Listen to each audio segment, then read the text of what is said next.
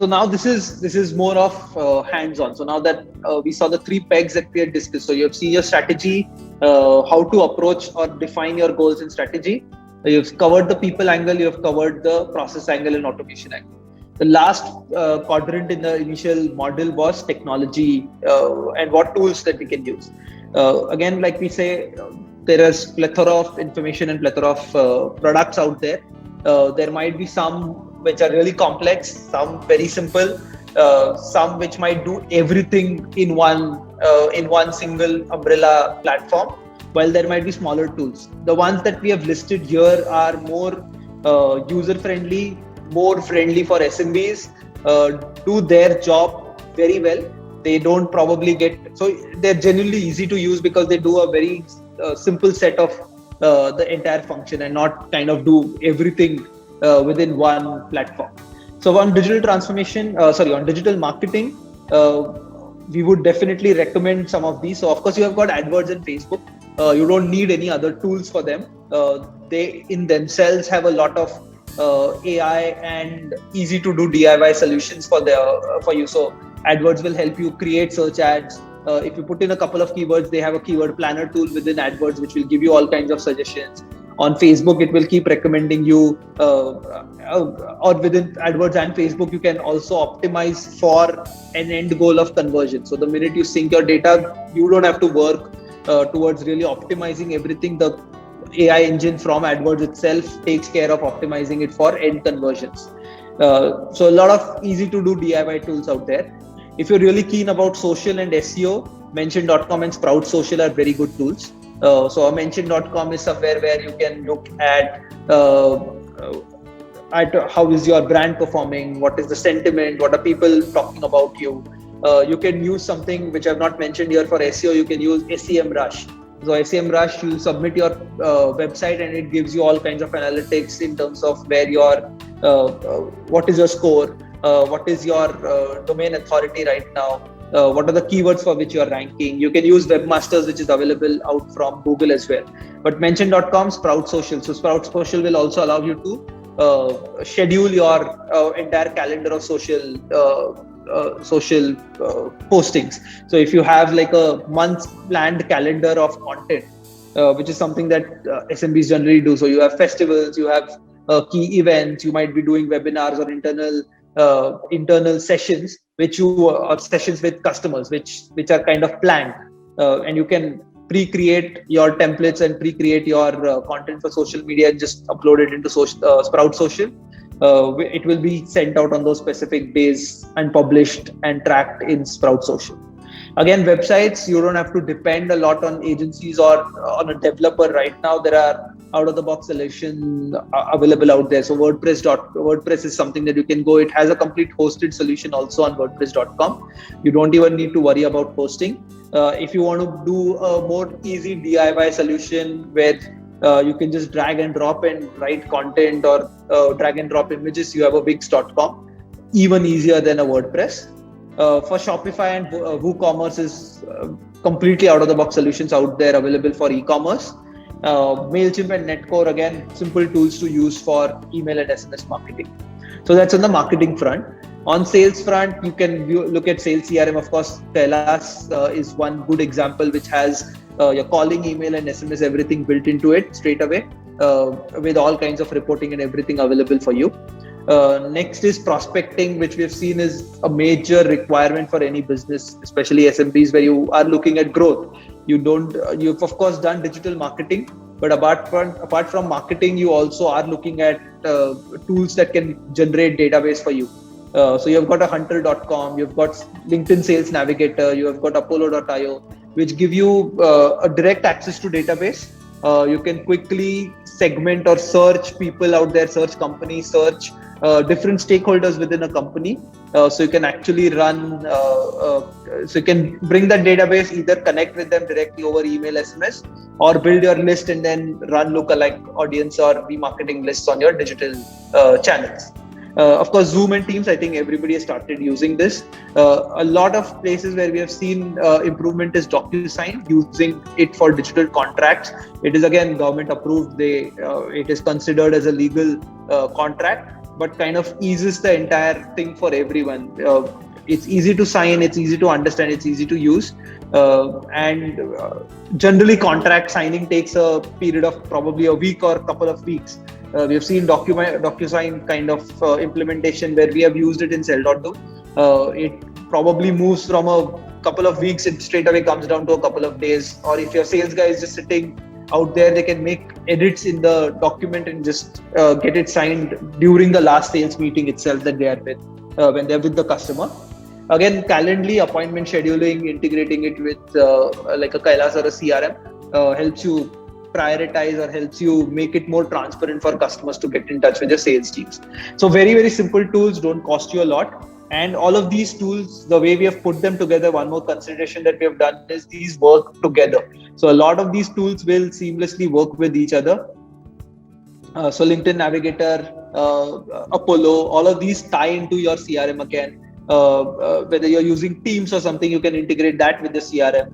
DocuSign again integrates, Calendly integrates with your CRM. So all of them talk to each other, and we have ensured that these tools, though they're the best versions of them in whatever job they do, but they also talk to each other through an API, and you can get a complete digital platform out there that works for you.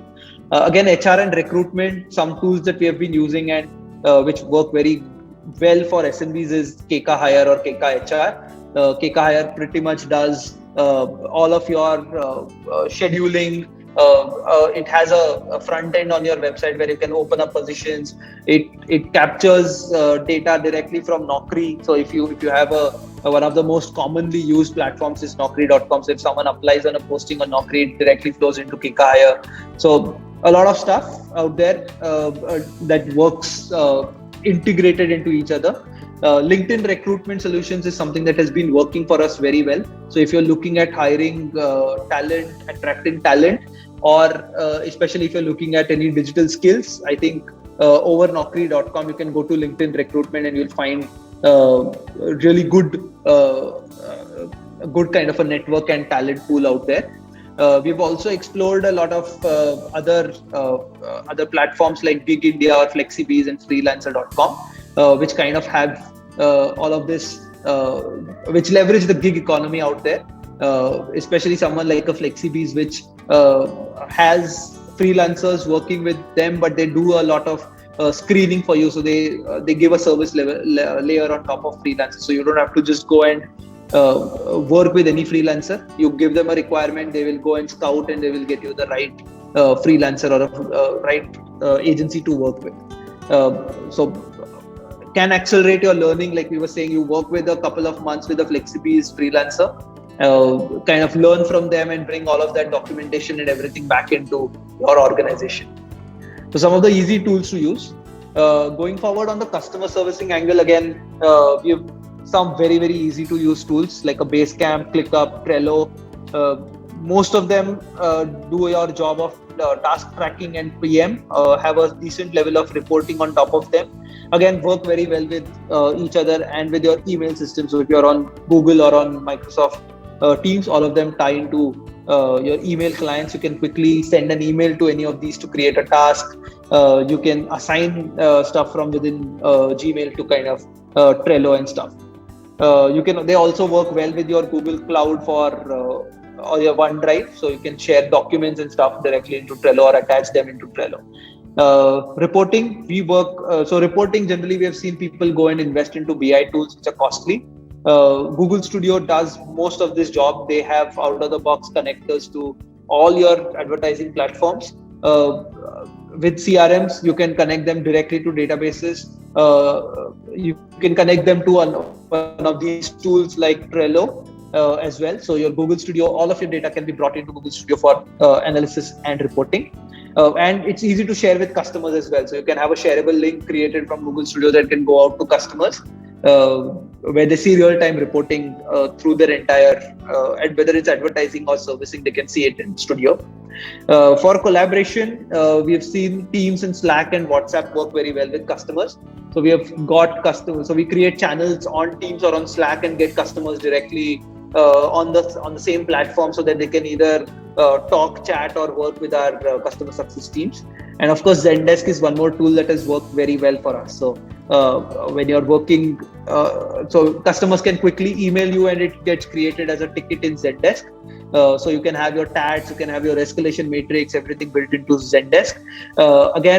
You can use your cloud solutions for around calling, SMS, email, everything again integrates into Zendesk. So if you want to provide call support, or if you want to talk to customers and you want all of those recordings and stuff to go back into Zendesk, again, that can be done. So they work very well with each other.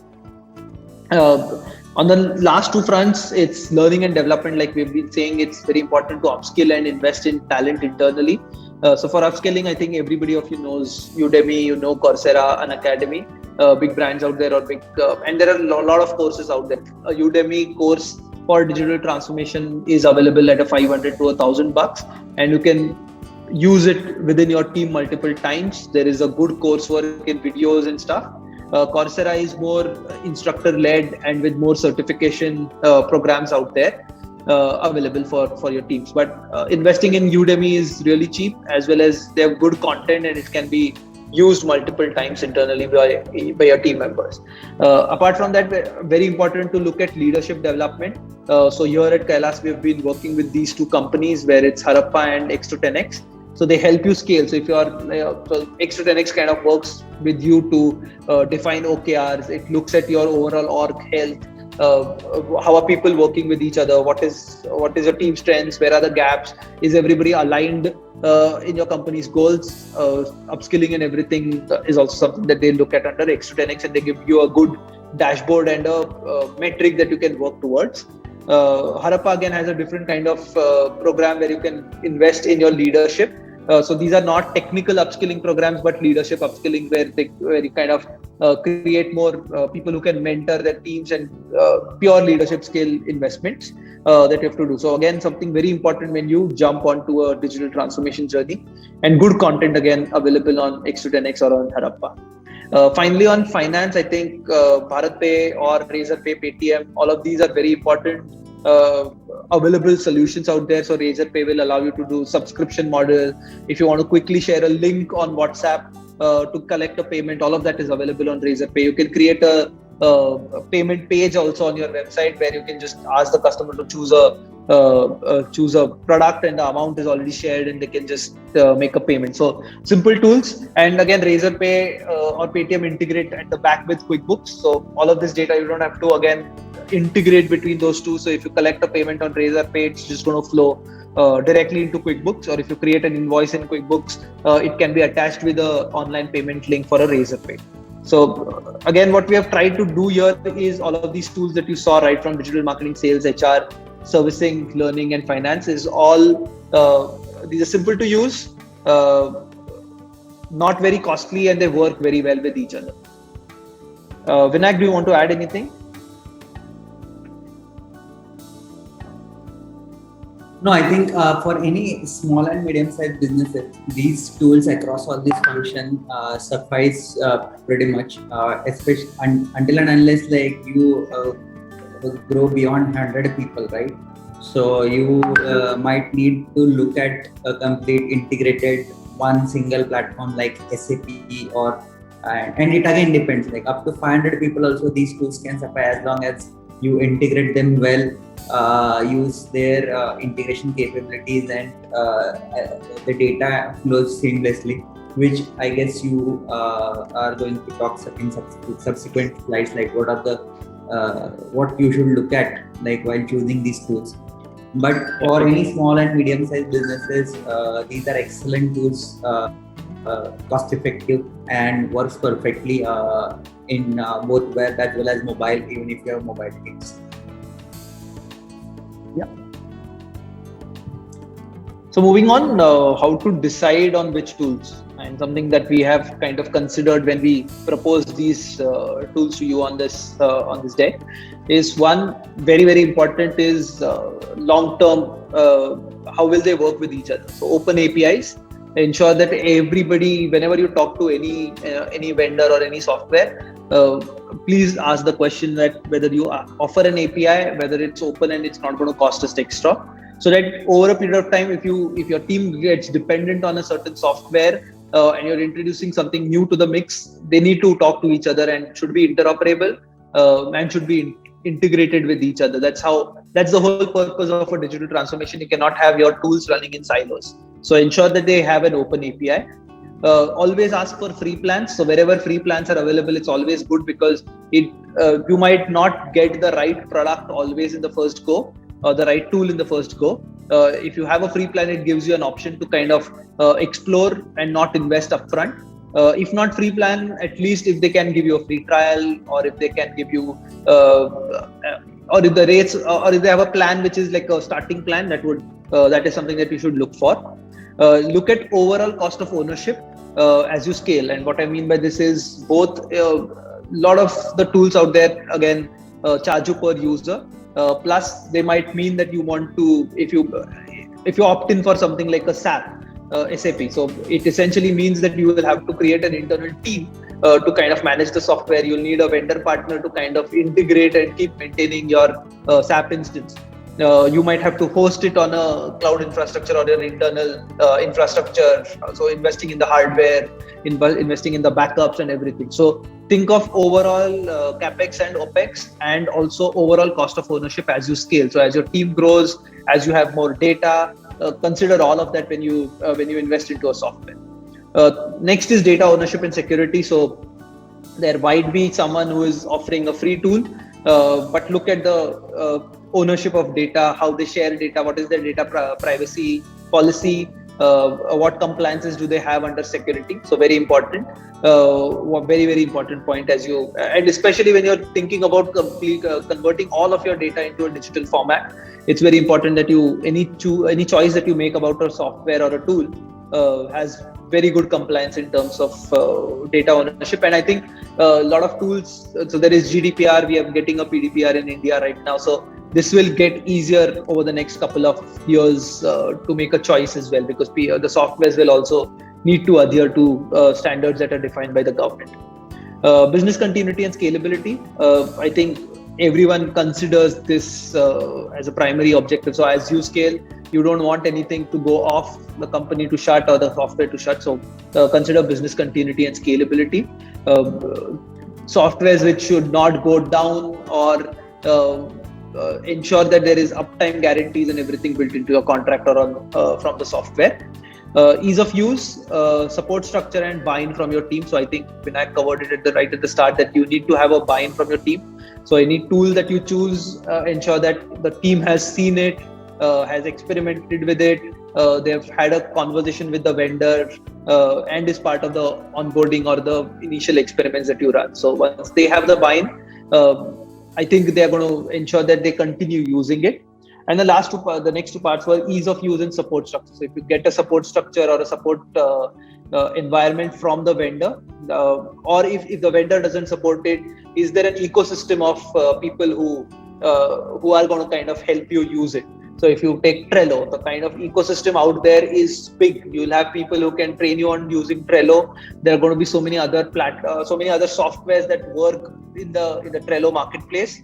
The support structure in general, whether it's other softwares or other vendors or people who can train and help you implement Trello, for example, is excellent. So that's one kind of an example when you look at support structure. SMB and your industry knowledge. So does the tool really work for SMBs? Does the vendor or the person who is selling it to you understand your industry? Is it customized for an industry, or can they help you customize it for an industry? And do they have the good knowledge about what they're really implementing? So that's very important. And then last one is existing data. How do you migrate it to the platform? So they should have a migration tool within the software, or the vendor should be confident to migrate your data. So anytime when you purchase a new software, please ensure that your existing data can be migrated today or at a later point into the tool. So these are kind of the high-level pointers that we consider or we would recommend everyone to consider when we make a choice about a tool.